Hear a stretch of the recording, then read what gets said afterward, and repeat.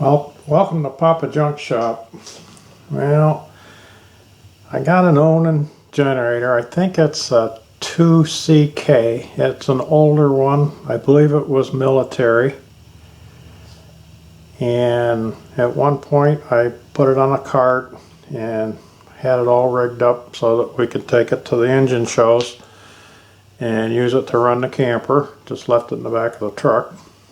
And of course, the first time we went, it was probably 90 some degrees and we wanted to run the air conditioner. And I'd run it at home and it worked fine. And I would hook the thing up to the camper and the air conditioner would run for, maybe a half an hour or so. And the thing would just quit, just like you shut it off. And I'd go out and it would start right back up, and it might run for 15 minutes, might run for 5 minutes, might run for a couple minutes, and it was just like you turned it off. And I messed with it a little bit, checked the points and all that stuff, what I could with what I had to work with. And I went and bought a new fuel line because I thought maybe it was collapsing the fuel line. And I bought some new plugs and put in it. Of course, that didn't help either. And what I wound up doing was, happy wifey, happy lifey. It was really hot and humid. So there was a lulls about, 15, 20 minutes in there. So I went and I bought a new Champion generator that was made to plug a camper right into. And we used that for, about 5 years or so, I guess. It always worked good, but it was kind of noisy. And we got a new camper, so I bought one of the Predator inverter ones, so that's what we use now. But I still got this Onan. And previous to me using it on the camper, I used to use it for the house backup.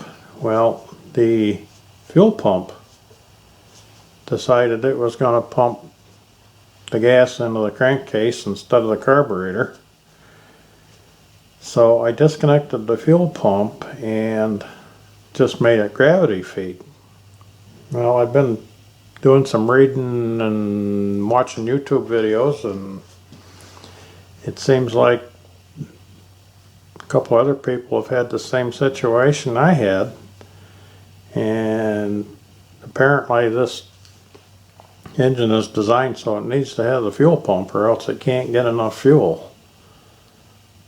So I went up and pulled the fuel pump off. The generator's kind of buried, but I was able to get this off, and I just got a little bottle here, and let's see if I can hit the can with it, but it does pump fuel. And if you plug it off a little bit, give it a little bit of pressure, you can see the fuel runs where the arm is. So, from what I understand, the fuel pump repair kits are pretty scarce, and if you do find one, they're pretty pricey. Of course, any of you guys know me, I don't like pricey things. So I'm going to attempt to pull this apart and take a look at the diaphragm and see if there's some way I can make my own replacement diaphragm. Now I have some material that is designed for just that.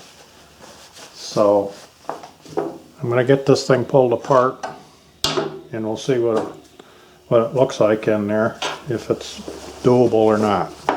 So hang on while I get this thing apart. Okay, I got the lines off of it so it's a little easier to work with. I'll get her apart, see what she looks like in there.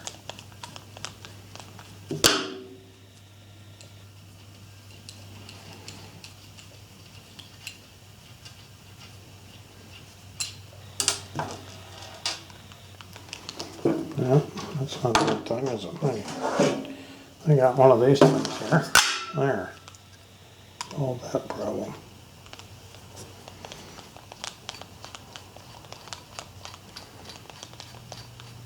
You see, my magnetic tray doesn't look so good. That was a new one too, and I had it stuck on the side of the table here, and I let the table down to the lowest setting to get something off of it, and I guess that thing was in the way and it scrunched it.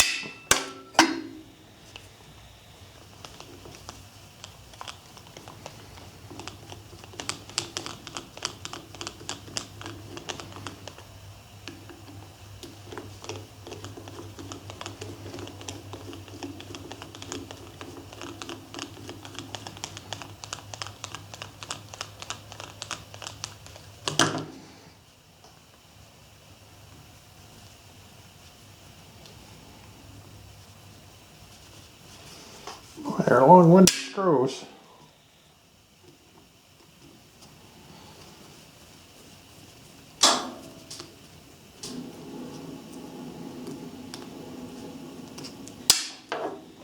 Alright, let's see what we got here.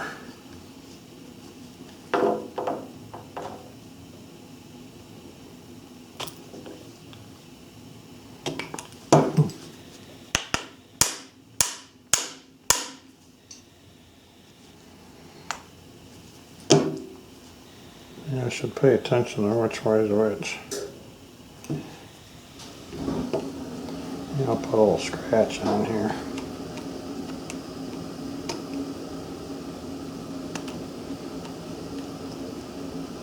Get it together right.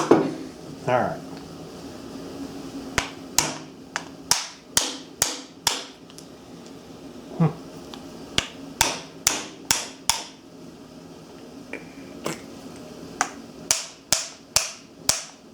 Should go get a hammer probably, huh?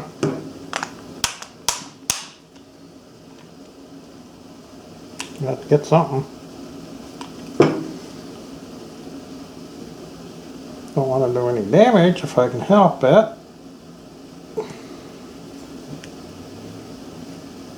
Boy, there really isn't any place to get a hold of the bugger. Yeah, let me shut you guys off. I'm going to take it over and clamp it in the vise right there where it's nice and square, where I can get some prying spots on it there. Now that's all it took. Popped right off. Now it looks like our check valves are in this section. Looks like you can take it apart to get them out to clean them. We'll look into that later. There's the diaphragm.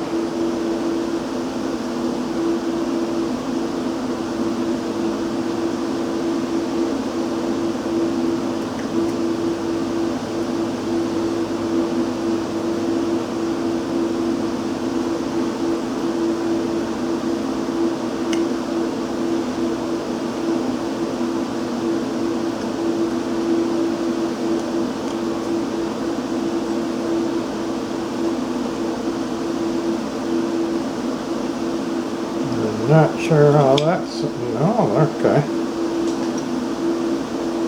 There's a return spring. So it just goes in there and turns a quarter of a turn. There's some little notches in it there. So it looks like there's two layers of material, or else it's just separated. I don't know which.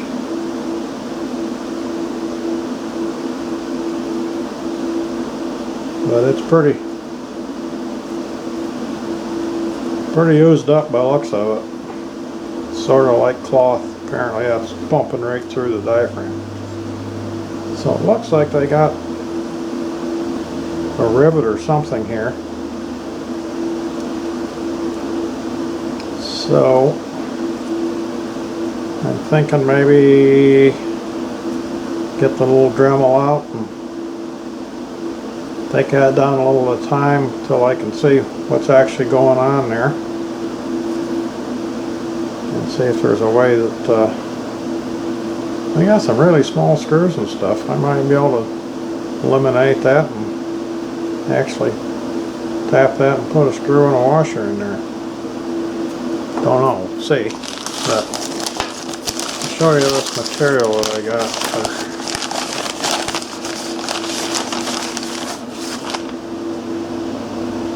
This is the material. I got it on eBay. It says G.F. Fletcher, Broken Arrow, Oklahoma. It's a return address on where I got it from. Of course, I got it on eBay. And it's gasoline resistant for fuel pumps, etc. So that's what I'm going to attempt to make a replacement diaphragm with. So I'll show you when I make some progress. Well, I got the head of that, looked like a rivet or whatever, ground off, and that washer I got under here with a little screwdriver and pried that off, and it went into Never Never Land somewhere in the garage here. It'll never be seen again. But this thing still isn't ready to come off of there yet, so I'm going to grind a little more on that.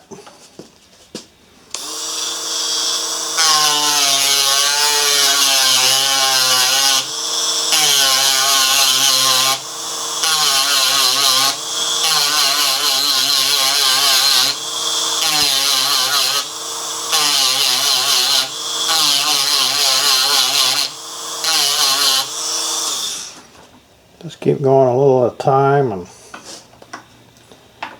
trying to be patient. Don't want to distort anything. It's not ready yet.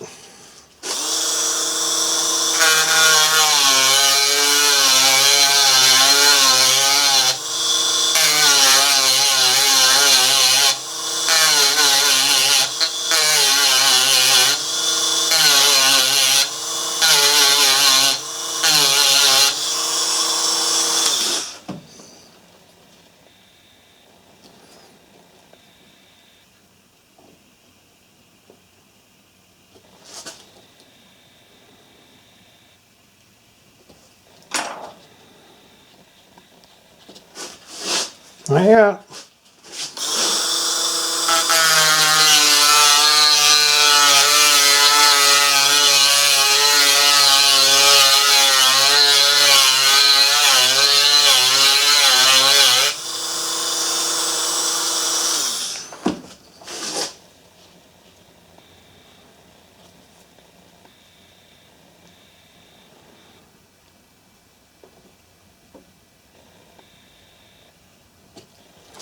So I can see a little pattern there where it might be getting ready to give up, but being stubborn, I keep plugging away here.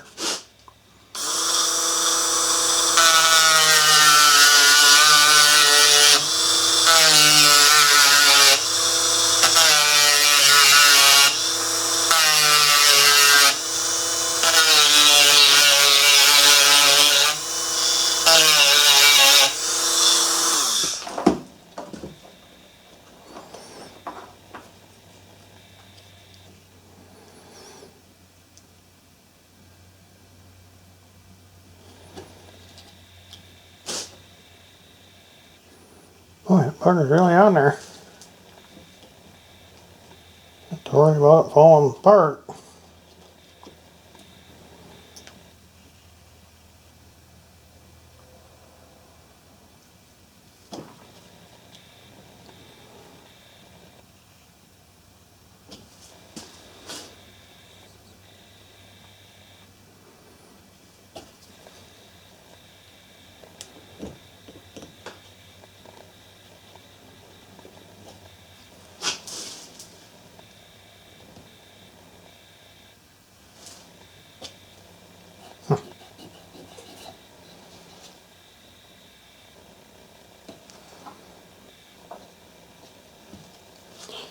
Well, I'm going to keep plugging away at it. I'll let you know what I come up with.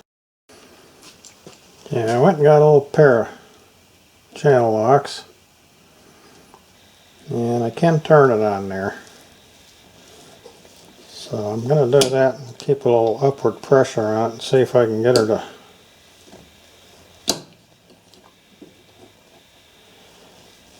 Well, maybe if I get this little screwdriver into there, a little up pressure. Yeah, there we go.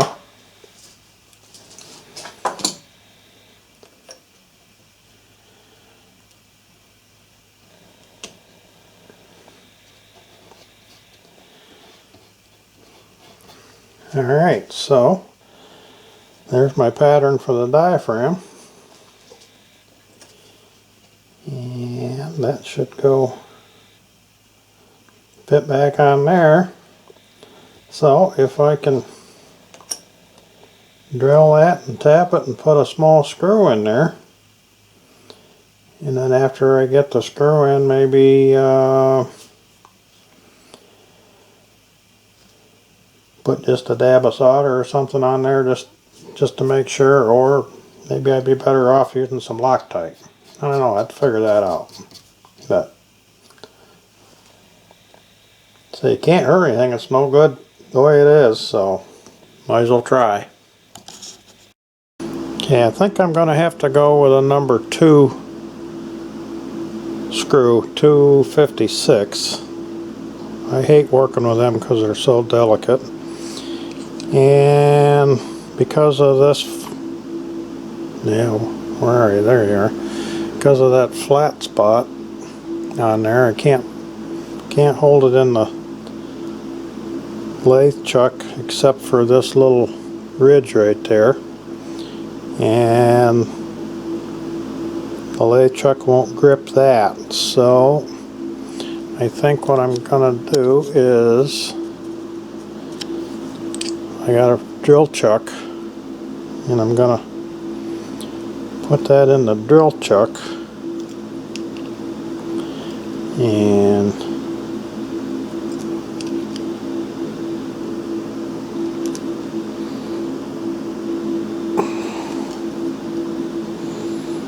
that seems to be secure. Now I'll put this chuck in the lathe chuck, and I think it's a number 50 drill that I got to drill a hole. So I'm going to go attempt that. Wish me luck. No broken drill bits in the hole, and then after that, no broken taps in the hole. Okay, I got the chuck in the chuck, and I got a little center drill, and I already spotted that. And this is the drill bit. I don't know if you're going to be able to see very well. I can't seem to get the camera anywhere where it's going to work well.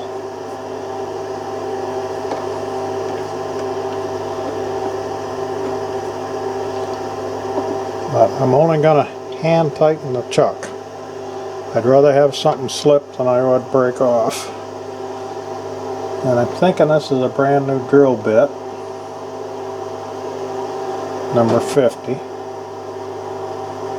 So we'll see how this goes.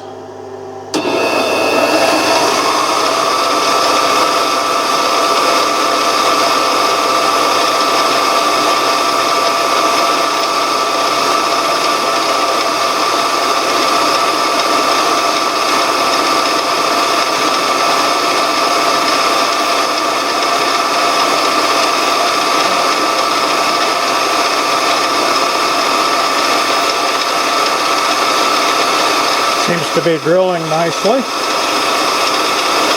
That's a good sign. Hopefully it'll tap just as nice.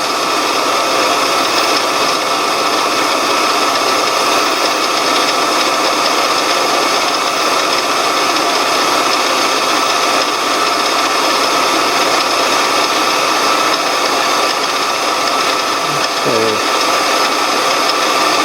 A little bit more.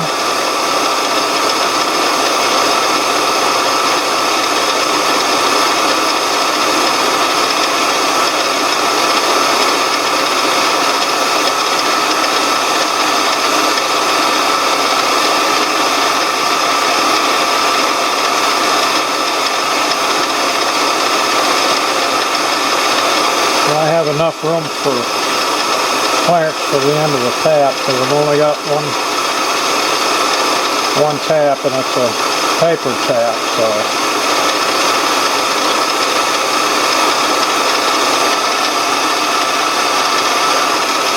looks like I'm getting close to a 1/2 inch deep.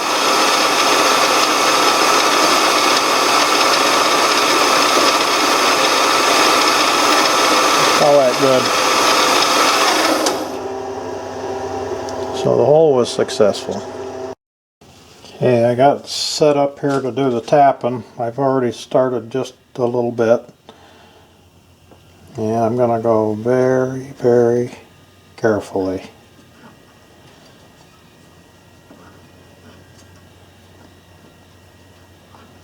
It feels like it's going well.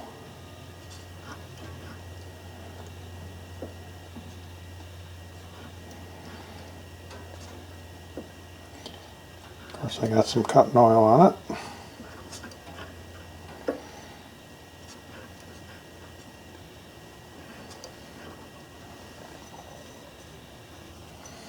Feed this in a little more.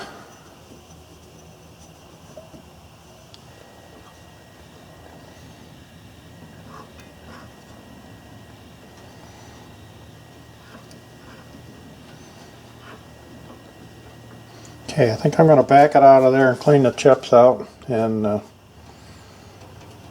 probably do that several times.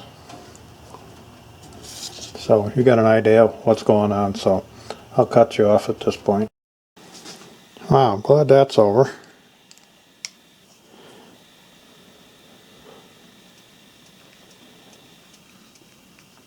Looks like we're going to be successful.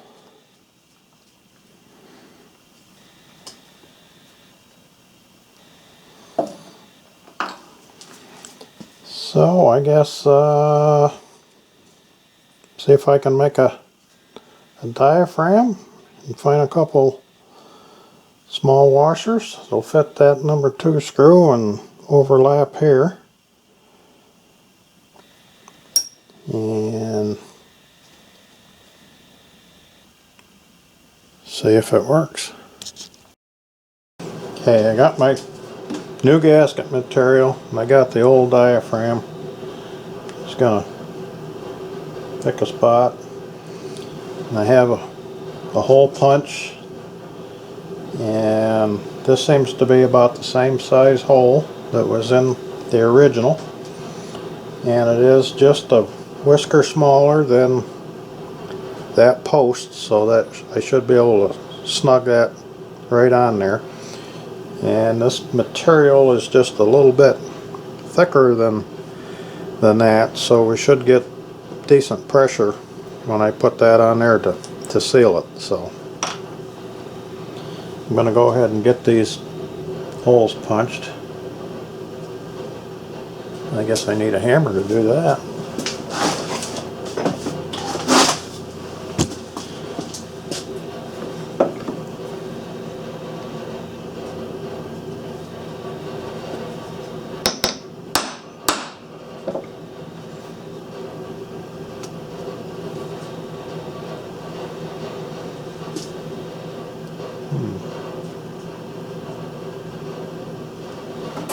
Stuff is tough.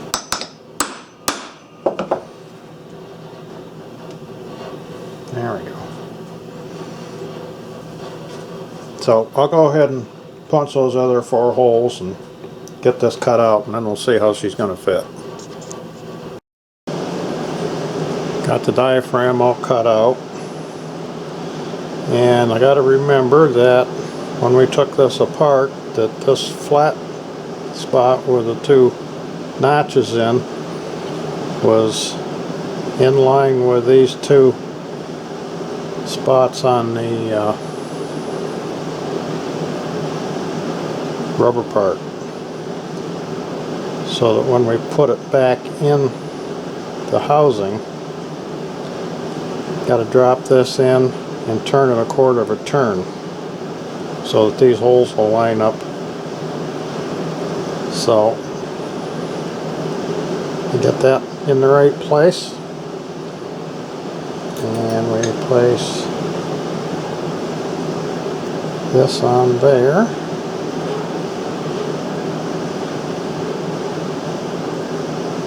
Like so. And then I'm going to put a little drop of Loctite on there. And I got a screw and 2 washers. The biggest washer being just about the exact same size as the original one that was on there. So I'm going to go ahead and do that. Then we'll assemble it and see if it's going to work. Okay, got the screw in. Everything seems to be good. Doesn't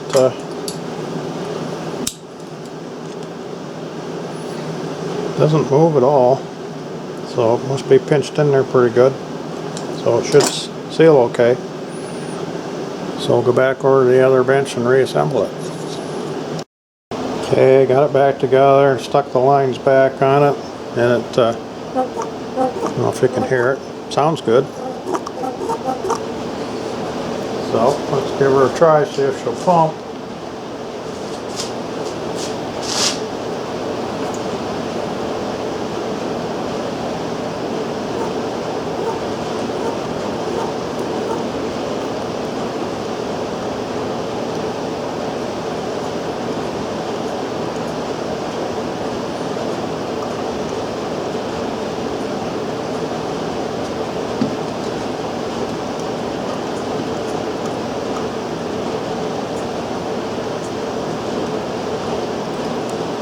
There she goes.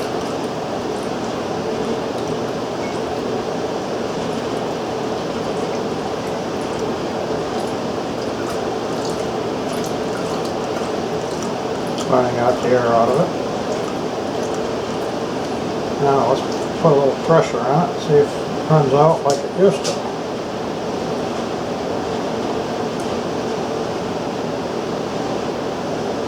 Nope, not seeing any.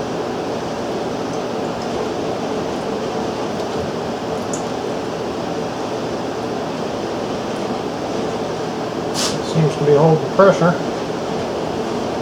Nothing's running out. The activator rod.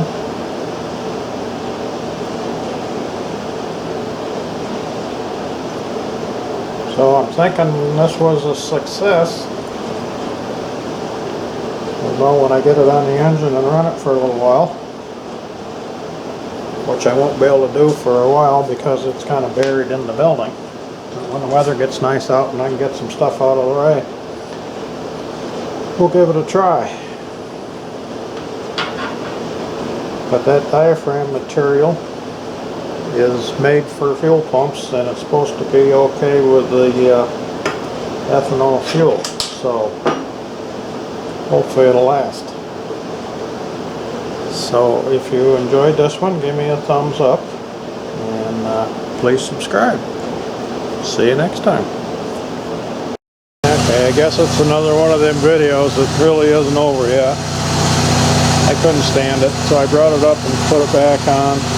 Got enough room around it so I could start it up. Run an extension cord out here. It's been running for probably 10 minutes or so. And no load we got. Now see if I can get this so you guys can see it.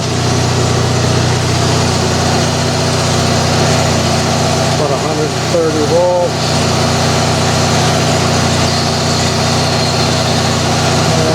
Just a hair over 60 cycles.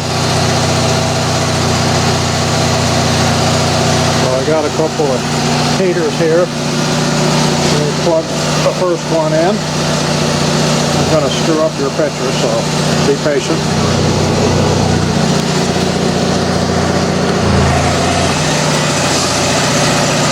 Okay. So it's still running at 60 cycles. 123 volts. 1400 watts. And this is a 2000 watt generator. So I got another to plug in. Well, the old girl ran for 25 minutes or so with that 2,000 watts on it and never missed a beat. So I think maybe that solved that problem. Maybe this summer when I get it out, I'll hook it on the camper air conditioner and try it again